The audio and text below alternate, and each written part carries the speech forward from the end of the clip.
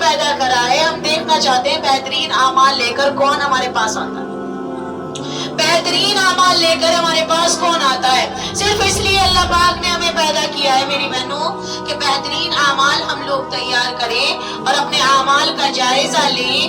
الذی خلق الموت والحیات لیبلوکم ایکم احسن عملا، کہ اللہ پاک فرماتے ہیں ہم نے موت اور زندگی کو صرف اور صرف اس لیے پیدا کیا ہے، ہم دیکھنا چاہتے ہیں کہ بہترین اعمال ہمارے پاس لے کر کون آتا ہے۔ تو میری بہنوں اس لیے تو اب ہمیں اپنے بہترین اعمال تیار کرنے، زندگی یہی ہے، دوبارہ نہیں ملے گی، یہی زندگی ہے، چاہے یہ زندگی آپ کی 50 سال ہو جائے، 60 سال ہو جائے یا 100 سال ہو جائے، یہ تو اللہ تبارک و تعالی بہتر جانتے ہیں کہ ہمارے پاس کتنا وقت ہے۔ اسی زندگی پر آخرت منحصر ہے، اسی زندگی پر آخرت کا انحصار ہے۔ تو میری بہنوں ہم اسی زندگی کو بنا لیں، یہی زندگی ہے، پھر دوبارہ نہیں ملے گی۔ تو اب اس زندگی کو بنانے کے لیے ہمیں کرنا کیا ہے؟ تو دینی فرائض جو ہمارے ہیں ہم اس پر عمل پیرا ہوں۔ ہمارے دینی فرائض کیا کیا ہیں؟ اللہ رب العزت نے ہم پر کیا احکام نافذ فرمائے، کیا احکام جاری کیے، اور ان احکام کو ہمیں عمل پیرا کرنا ہے، ان احکام پر ہمیں عمل پیرا ہونا ہے، یعنی عمل کرنا ہے۔ بھئی خالق حکم دے اور ہم نہ کریں کسی کام کو تو خالق تو ناراض ہو جائے گا، مالک تو ناراض ہو جائے گا۔ اللہ نے حکم دیا ہے، اور اللہ کون ہے؟ آپ جانتی ہیں بخوبی کہ اللہ تو وہ ہے، لہو ملک السماوات والارض، زمین اور آسمان کے بادشاہ ہیں۔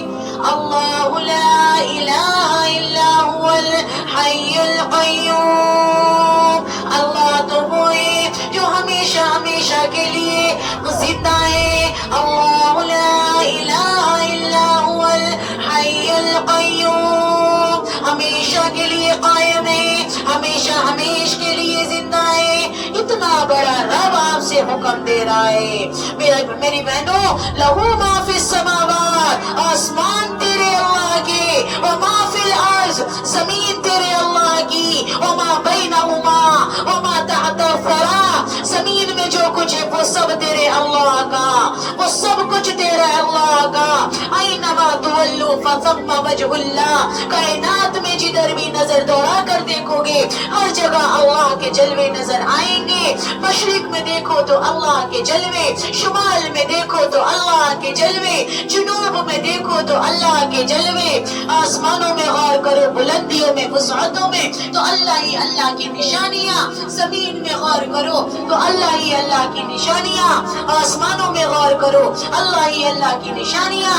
سنریہم آیاتنا، دکھاؤں گا میں تمہیں اپنی نشانیاں، فی الآفاق، کائنات میں، وفی انفسہم، تمہارے اندر دکھاؤں گا، حتی یتبین لہم انہ الحق، تمہارے اندر اپنی نشانیاں دکھاؤں گا، تمہارے اندر دکھاؤں گا۔ وہ رب کریم اتنا بڑا رب، وہ رب ذیشان اتنا بڑا ذیشان رب، میری بہنوں کہ لفظ قدرت بھی اللہ کی قدرت کو بتانے کے لیے عاجز ہو جاتی ہے۔ رب ذوالجلال کہ رب ذوالجلال میری بہنوں وہ اتنا بڑا رب ذوالجلال ہے کہ اس کی لفظ جلال بھی اللہ کی قدرت کو، اللہ کی جلالیت کو بتانے کے لیے عاجز ہو جاتا ہے، مجبور ہو جاتا ہے کہ میرا رب کتنا بڑا رب ہے، کتنا بڑا رب ہے، کتنا بڑا رب ہے۔ تو میری بہنوں اپنے رب سے ڈرو اور اپنے رب کے حکم کی فوراً تعمیل کرو۔ تو دینی فرائض کا جامع تصور کیا ہونا چاہیے؟ جیسے کہ میں نے پچھلے ٹرن پر بھی آپ کو بتایا تھا کہ ہمیں 3 کام کرنے ہیں، ہمیں 3 کام کرنے ہیں۔ پہلا کام میں نے آپ کو بتایا تھا، نمبر 1 کہ میری بہنوں عمل پیرا ہونا ہے۔ سب سے پہلے اپنے آپ کو عمل کے لیے ریڈی کرنا ہے، تیار کرنا ہے۔ دوسرا کام میں نے آپ کو بتایا تھا کہ میری بہنوں پہنچانے کی فکر میں لگنا ہے، کیونکہ امت آج دین سے بہت دور ہے، کیونکہ امت آج ایسی ہے کہ بغیر کلمے کے دنیا سے جا رہی ہے. بہت سے انسان دنیا میں ایسے ہیں جنہیں کلمہ نہیں آتا. میری بہنوں ان کو پہنچانے کی فکر میں کون لگے گا؟ کون پہنچائے گا؟ حق کو کون بتائے گا؟ آج کل میری بہنوں اتنے فرقے واریت کی ایک آگ لگی ہوئی ہے. اگر قرآن نہیں آتا، اگر حدیث نہیں آتی، اللہ کے نبی کی سیرت ہمیں معلوم نہیں، تو یقین جانے ہم گمراہ نہ ہو جائیں، ہم بہک نہ جائیں، ہمارا راستہ تغیر نہ ہو جائے، ہمارے راستے میں بدلاؤ نہ آ جائے. راستے دو ہی ہیں میری بہنوں، وَأَطِیعُوا اللَّهَ وَأَطِیعُوا الرَّسُولَ پر ہمیں عمل پیرا ہونا ہے کہ اللہ اور اس کے رسول کی اطاعت پر ہمیں آنا ہے، اللہ اور اس کے رسول کی فرما برداری پر ہمیں آنا ہے. تو میری بہنوں زیادہ سے زیادہ تو کوشش کریں، اپنے آپ کو تیار کریں عمل کے لیے. اور پھر دوسرا نمبر ہے کہ پیغام، دعوت کا پیغام دوسرے تک پہنچانا ہے کہ ایک جو بھی بات جانو، اس حدیث کو کوٹ کرتی ہوں، بلغوا عنی ولو آیۃ، دین کے متعلق اگر ایک بھی آیت جانتے ہو تو اسے پہنچانے کی فکر میں لگو. قرآن مجید کی آیت کوٹ کرتی ہوں، وما علینا الا البلاغ المبین، اور ہمارے ذمے تو واضح طور پر پہنچا دینا ہے. اور محترمہ عزیزات ایک اور آیت کوٹ کرتی ہوں کہ ہم جو آئے ہیں دنیا میں، ہم کنتم خیر امت اخرجت للناس تأمرون بالمعروف وتنہون عن المنکر وتؤمنون باللہ، کہ تم خیر والی امت ہو، تم لوگوں کے لیے نفع رسانی کے لیے بھیجے گئے ہو. کام تمہارا کیا ہے کہ تأمرون بالمعروف وتنہون عن المنکر وتؤمنون باللہ، کہ تمہیں بھلائی کا حکم دینا ہے اور برائی سے روکنا ہے، تمہیں بھلائی کا حکم دینا ہے اور برائی سے روکنا ہے. وتؤمنون باللہ، اور ایک اللہ پر ایمان لانا ہے، اور ایک اللہ پر ایمان لانا ہے. اللہ کے ساتھ کسی کو مد مقابل نہیں ٹھہرانا.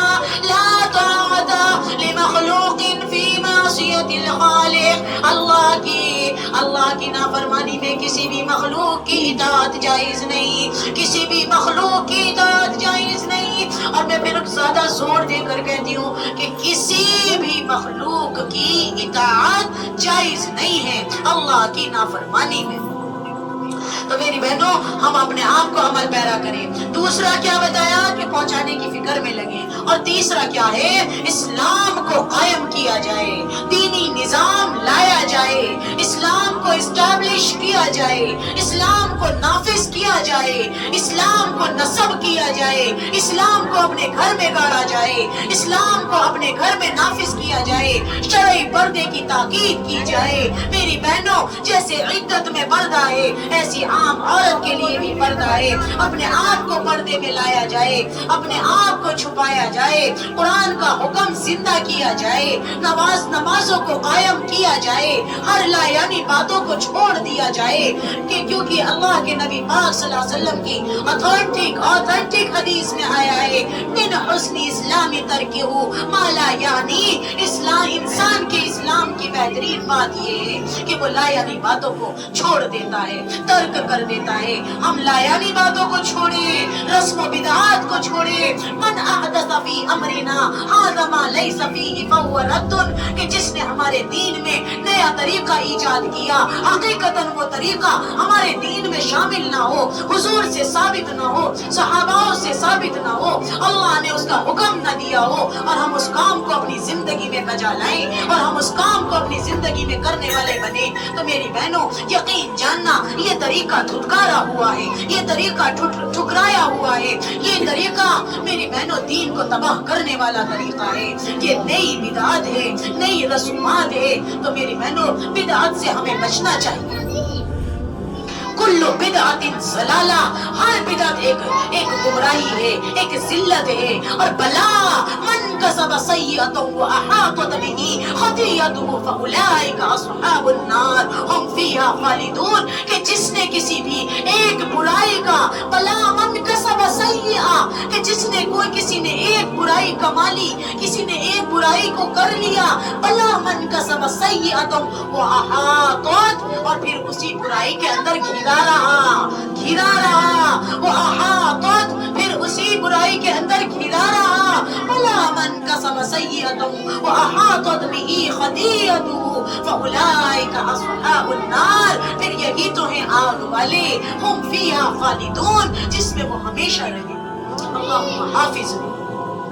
سورہ بقرہ میں اللہ پاک فرماتے ہیں کہ جس نے کوئی گناہ کیا اور اسی گناہ کے اندر مبتلا رہا، شامل رہا، اس کو احساس نہ ہوا کہ میں کس گناہ کے اندر مرتکب ہو گئی، میں کس گناہ کے اندر ڈوب گئی، تو محترمہ عزیزات آج ہمارا کیا عالم ہے، آج ہم کس جگہ پر کھڑے ہیں؟ ہم تو برائی کے اندر ڈوبتے جا رہے ہیں۔ ایک رسم ہے تو آپ اور اس کے اندر دوسری رسم شامل کر رہی ہیں، دوسری رسم ہے تو اس میں آپ تیسری شامل کر رہی ہیں۔ میری بہنوں، اس رسم کو چھوڑنا تو کیا تھا، بلکہ ہم تو اور زیادہ اس کے اندر گرتے جا رہے ہیں، ڈوبتے جا رہے ہیں، ڈوبتے جا رہے ہیں۔ تو میری بہنوں ہمارا کیا عالم ہوگا؟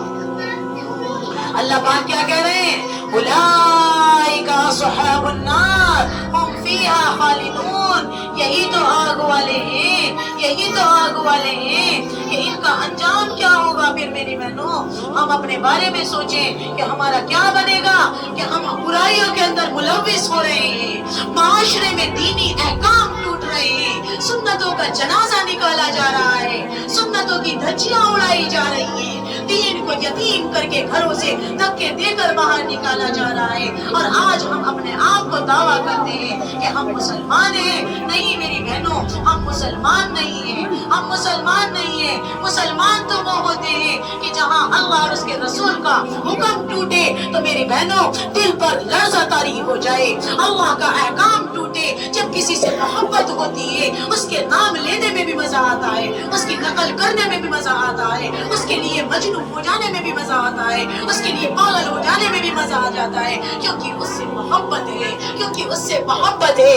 تو میری بہنوں جب محبت اللہ سے ہو تو پھر تو مر مٹنے کے لیے دل چاہتا ہے۔ اللہ تبارک و تعالی سے محبت میری بہنوں، اللہ تبارک و تعالی سے محبت یہ میری بہنوں بہت بڑی چیز ہے کہ اللہ کے لیے آپ اپنے من کو خالی کر لیجئے، اپنے دل کو خالی کر لیجئے۔